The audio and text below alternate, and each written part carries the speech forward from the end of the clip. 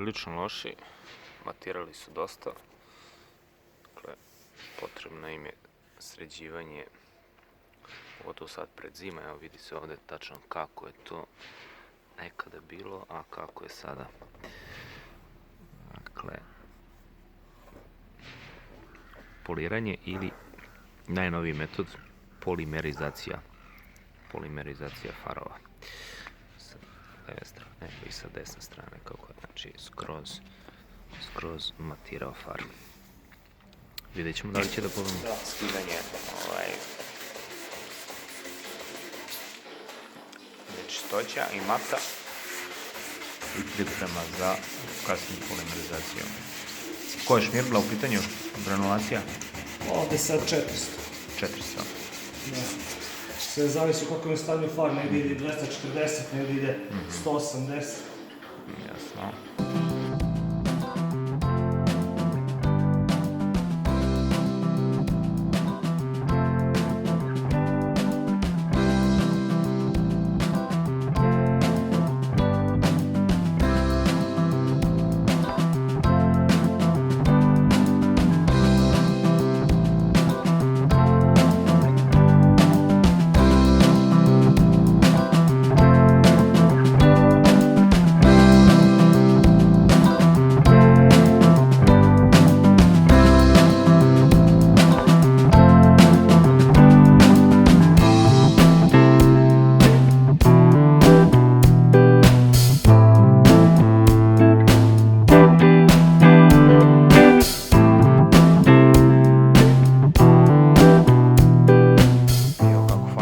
Znači, posle potpunog završetka procesa polimerizacije.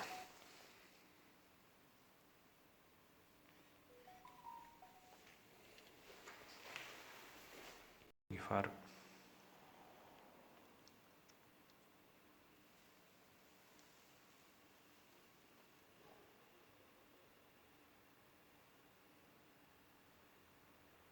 I drugi far.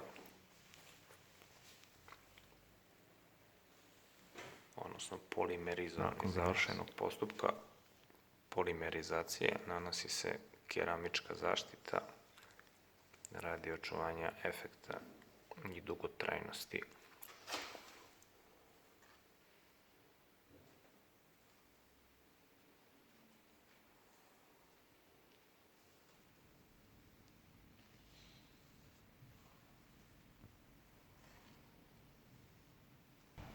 Cena se kreće od 2.500 do 3.500, zavisnosti od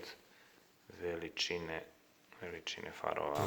Krenuo proces polimerizacije i pre nego što sam se odlučio za ovaj postupak, zaboravio sam da snimim kako su izgledala moja svetla kad su bila uključena, ali verujte mi na reč da je razlika sada sa ovim farovima drastična.